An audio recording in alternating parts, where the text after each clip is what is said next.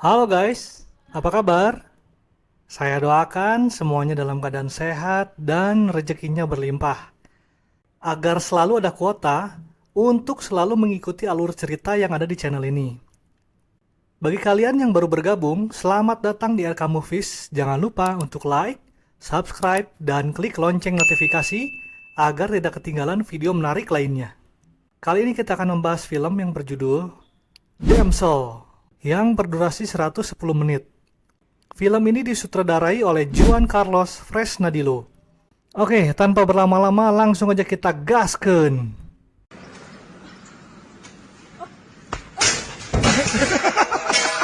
Film bermula ketika seorang raja bersama beberapa prajuritnya menuju sebuah gunung untuk membunuh seekor naga yang menjadi ancaman bagi rakyat mereka.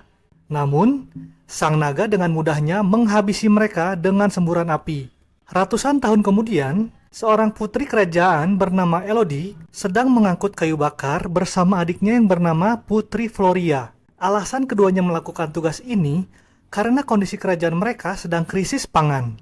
Tanah di wilayah kerajaan sangat gersang dan dipenuhi salju yang tak kunjung kering. Elodie dan Floria melihat gerobak kuda yang sepertinya ingin bertamu ke kerajaan mereka. Keduanya pun kembali dan menemukan ayah serta ibu tiri mereka sedang berbicara dengan pendeta berbaju merah. Kedatangan pendeta tersebut ternyata untuk memberikan pesan dari ibu ratu kerajaan Aurea.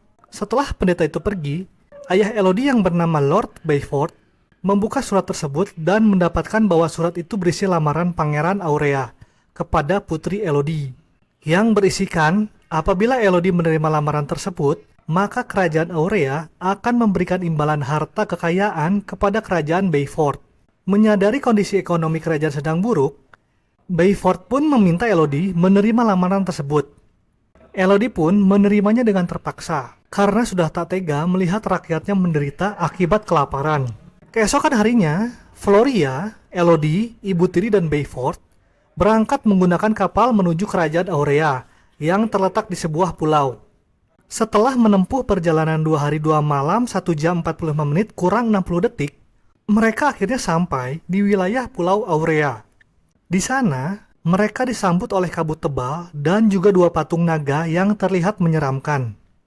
Father?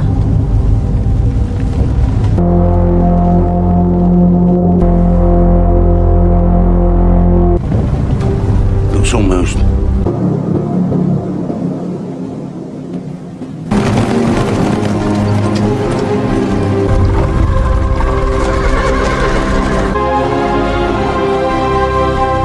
Sesampainya di sana, mereka disambut pelayan kerajaan yang membawa mereka ke kamar pribadi Elodie.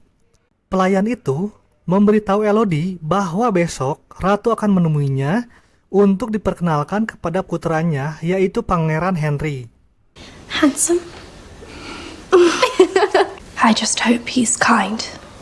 Oh, indeed. So you can use the time to settle in.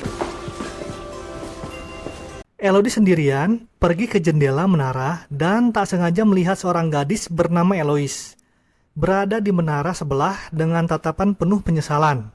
Di tengah malam, Elodie tidak bisa tidur karena masih penasaran dengan wajah Pangeran Henry. Ketika Elodie melihat pemandangan hutan Aurea melalui jendela, tiba-tiba ia melihat di kaki gunung. Saat itu juga, angin kencang menerbangkan tirai kamar Elodie dan Eloise. Eloise mengaku kalau ia tidak bisa tidur karena memikirkan kakaknya yang sebentar lagi akan menikah. Keesokan harinya, Elodie menghadap Ratu Isabel yang secara langsung memperkenalkan Elodie dengan putranya, yaitu Henry, agar keduanya saling kenal. Ratu Isabel sengaja meminta Henry untuk mengajak Elodie jalan-jalan ke taman. Di sana, Elodie nampak senang melihat ketampanan Pangeran Henry. Namun, Henry terlihat biasa saja. Henry kemudian mengajak Elodie berkuda melintasi taman. Saat mereka menikmati pemandangan, Elodie mengatakan kalau semalam ia melihat cahaya di pegunungan. Henry pun menjelaskan bahwa kerajaannya masih memiliki ritual tahunan yang mana akan terhubung ke pernikahan di setiap keturunan kerajaan Aurea. Sementara itu, di istana, ibu tiri Elodie baru saja melihat Bayford dan Isabel berbicara tentang imbalan harta. Ia pun menanyakan masalah pernikahan Elodie kepada Bayford. Namun, Bayford menolak untuk membahasnya dan mengatakan bahwa Ratu Isabel akan tetap memberikan harta imbalan yang melimpah kepada kerajaan mereka. Merasa ada yang aneh dengan perjanjian tersebut, ibu tiri pun pergi menemui Isabel yang sedang menyiapkan pernikahan. Si ibu tiri lalu mulai basa-basi dengan berbicara tentang hubungan antar kerajaan setelah pernikahan. Namun, bukannya disambut baik, Isabel malah terlihat tidak suka dengan ibu tiri dan menghina keluarganya. Isabel tidak hanya menyebut nama Elodie, melainkan juga nama Eloise, tetapi juga menunjukkan sikap yang mencurigakan. Hal ini membuat ibu tiri Elodie curiga bahwa Pangeran Henry bakal menikah dengan dua putri sekaligus, yaitu Eloise dan Elodie. Tak terima putrinya bakal disakiti, ibu tiri menemui Elodie dan memintanya untuk berpikir 2 kali sebelum menikah. Namun, sebelum ibu tiri sempat memberitahu tentang kecurigaannya, Bayford datang dan menyuruh istrinya pergi dari tempat tersebut. Stepmother, is something the matter? This wedding is a mistake. What does father think? He refuses to talk about it. These people, I don't trust them. I was wrong. Time for what? Well, tomorrow's a big day, and these girls, they need their rest. Am I interrupting something? Hari pernikahan pun tiba. Elodie didandani dengan cantik sekali dan kemudian pergi ke taman untuk memulai pernikahannya dengan Henry di hadapan banyak orang. Setelah pernikahannya selesai, Henry membawa Elodie ke kaki gunung, tempat ritual kerajaan diadakan. Sesampainya di sana, Elodie mulai merasa ada yang tidak beres. Para peserta ritual memakai topeng aneh yang membuat suasana di sana menjadi mencekam. Namun, Elodie berusaha menenangkan dirinya. Ratu Isabel memulai ritual dengan menerangkan bahwa sebelum raja pertama membangun kerajaan di pulau ini, sang raja menemukan penghuni pulau pertama, yaitu Sang Naga. Sang Naga sangat susah sekali dibunuh, sehingga sang raja membuat perjanjian dengannya. Perjanjian itu berupa menyerahkan ketiga putri raja kepada Sang Naga agar naga itu mau memberikan setengah pulaunya untuk kerajaan Aurea. Ritual ini dilakukan untuk memperingati pengorbanan ketiga putri raja. Ratu Isabel kemudian menggores telapak tangan Henry dan Elodie, di mana darah Elodie dicampur dengan darah Henry. Hal ini menandakan bahwa Elodie kini menjadi bagian dari keturunan kerajaan Aurea. Isabel kemudian meminta Henry menggendong Elodie melintasi jembatan jurang sebagai syarat ritual. Namun, saat Henry berada di tengah jembatan, ia secara tiba-tiba melempar Elodie ke jurang. Terungkaplah bahwa ritual itu adalah ritual pengorbanan.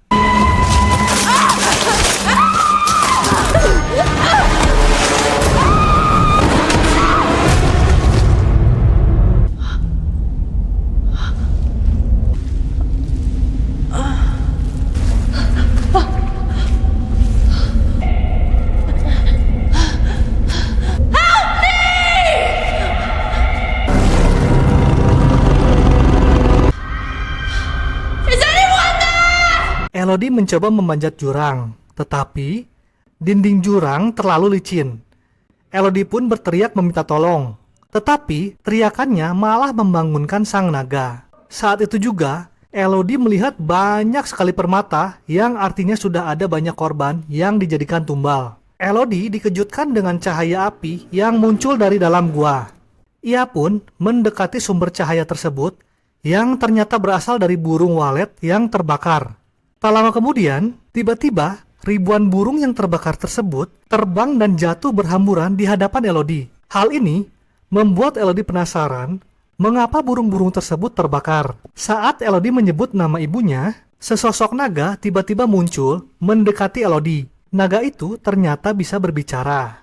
Naga itu memberitahu Elodie bahwa kerajaan Aurea memiliki hutang, di mana setiap generasi kaum Aurea harus menumbalkan putrinya kepada sang naga. Sang naga juga mengungkapkan bahwa setiap wanita yang dikirim ke gua ini memiliki bau darah bangsawan Aurea. Tetapi sebenarnya, bau tersebut disebabkan tercampurnya darah keturunan bangsa Aurea dengan korban. Sang naga kemudian mulai memburu Elodie dengan hembusan api. Namun, Elodie berhasil menghindar dengan masuk ke dalam terowongan gua. Di sanalah Elodie menemukan mayat Eloise, yang artinya Eloise menjadi korban sebelumnya. Meskipun berhasil lolos, punggung Elodie terkena api yang meninggalkan luka bakar. Elodie kemudian menyalakan api lampion kecil dan mulai menjelajahi gua kecil tersebut. Elodie menemukan sumber mineral berwarna biru.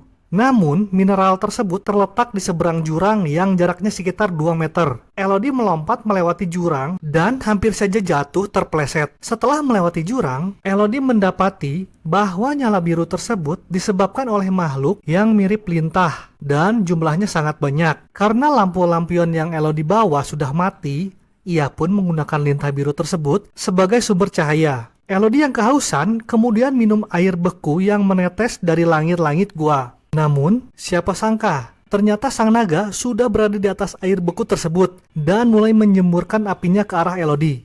Beruntungnya, Elodie berhasil lolos dengan masuk ke dalam ruang gua yang lain. Di ruangan inilah, Elodie menemukan puluhan baju korban sebelumnya dan daftar nama-nama para korban, termasuk Putri Victoria dan Guinevere. Elodie kemudian memutuskan untuk beristirahat di ruangan tersebut. Sayangnya, Elodie tidak bisa tidur karena dihantui oleh para korban yang telah menyebutkan bahwa bangsa Aurea telah berbohong.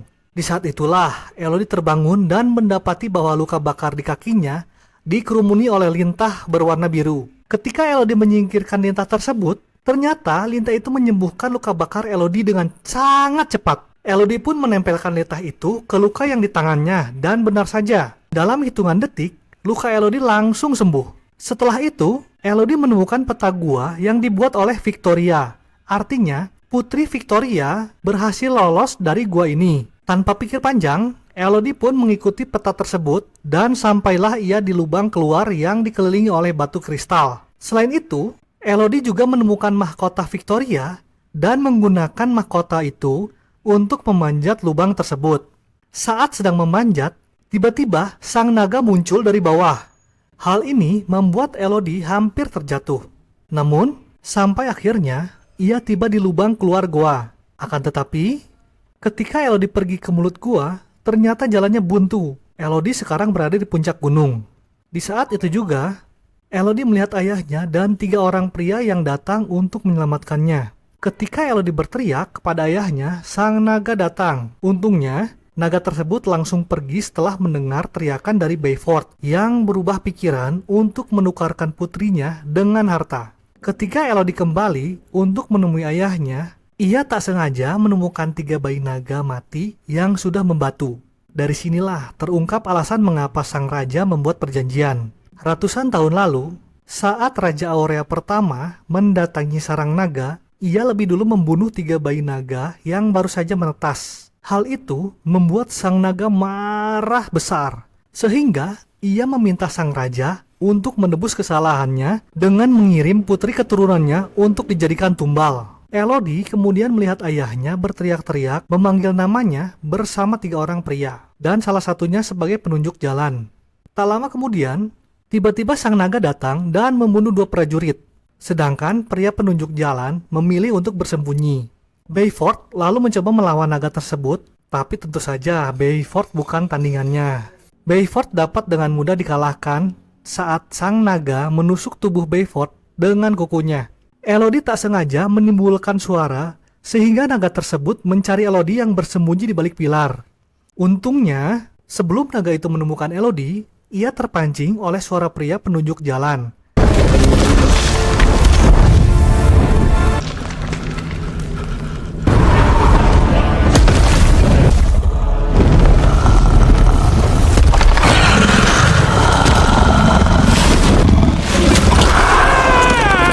Setelah naga pergi memburu penunjuk jalan, Elodie menghampiri ayahnya yang sedang sekarat. Sang ayah lalu meminta Elodie untuk naik ke atas sebelum akhirnya ia meninggal. Setelah sang naga membunuh penunjuk jalan, ia melihat Elodie yang sedang naik ke atas pegunungan menggunakan tali. Ia pun menyemburkan apinya ke arah Elodie, tetapi Elodie berhasil lolos dan segera pergi melarikan diri dengan menaiki kuda. Kaburnya Elodie membuat sang naga marah besar karena baru pertama kalinya ada korban yang berhasil selamat. Ia lalu membakar seluruh wilayah hutan yang membuat Ratu Isabel menyadari bahwa Elodie berhasil selamat. Isabel pun menculik Floria dan akan menjadikannya sebagai pengganti Elodie. Keesokan harinya, Elodie yang sedang bersembunyi di balik batu bertemu ibunya yang memberitahu bahwa Isabel membawa Floria ke gunung. Tanpa pikir panjang, Elodie pun pergi ke sana untuk mencegah Isabel. Sayangnya, Elodie terlambat. Isabel sudah mencampur darahnya sendiri dengan Floria dan melemparkannya ke jurang. Elodie langsung menggunakan tali jembatan untuk turun ke dasar jurang. Tetapi, sang naga lebih dulu menangkap Floria. Elodie merancang siasat untuk mengalihkan perhatian naga. Setelah sang naga teralihkan, Elodie langsung menyarankan Floria dan membantunya untuk bersembunyi. Saat naga kembali, Elodie menodongkan pedang ke mata sang naga. Namun, ia tidak memiliki keberanian untuk menyerang. Sampai akhirnya, naga tersebut menyemburkan apinya ke arah Elodie. Untungnya, Elodie masih bisa selamat dengan menjeburkan diri ke kubang air. Saat Elodie hendak mengambil pedang, sang naga lebih dulu menangkap Elodie. Tetapi, Elodie melakukan perlawanan dengan menusukkan belati ke mata sang naga. Tidak hanya itu, Elodie juga mengambil pedang ayahnya yang tergeletak dan berhasil menusuk kaki sang naga. Ketika sang naga berjalan sempoyongan, Elodie melihat dinding berombak yang dapat memantulkan angin. Elodie pun memancing naga ke dinding tersebut dan memintanya untuk membunuhnya dengan api. Saat naga menyemburkan api, Elodie langsung melompat sehingga api tersebut memantulkan dan mengenai kepala sang naga. Akhirnya, naga pun roboh dan berhasil dikalahkan. Elodie kemudian memberitahu sang naga bahwa selama ini ia dibohongi bangsa Aurea, di mana para wanita yang dikirim ke sini bukanlah putri keturunan bangsa Aurea asli, melainkan putri kerajaan lain yang dicampur darahnya dengan bangsa Aurea. Sang naga lalu meminta Elodie untuk membunuhnya. Tetapi Elodie menolak dan malah menyembuhkan luka sang naga dengan lintah biru tersebut. Dari sinilah sang naga akhirnya sadar dan berteman dengan Elodie. Elodie kemudian kembali ke istana Aurea, di mana Isabel sedang menikahkan Henry dengan putri kerajaan lain yang bakal dijadikan tumbal. Elodie langsung mendekati sang putri dan memintanya agar segera pergi sambil membawa keluarganya. Tidak hanya itu, Elodie juga menyuruh orang-orang yang bukan keturunan Aurea untuk pergi meninggalkan istana. Saat itu juga, sang naga muncul di atap dengan penuh amarah. Sang naga menyemburkan api membakar Isabel dan seluruh keluarganya. Ia juga membakar seluruh istana Aurea hingga luluh lantak. Film ini mendapatkan rating 6,1 dan wajib untuk ditonton. Oke, sampai ketemu lagi di video berikutnya. Ciao!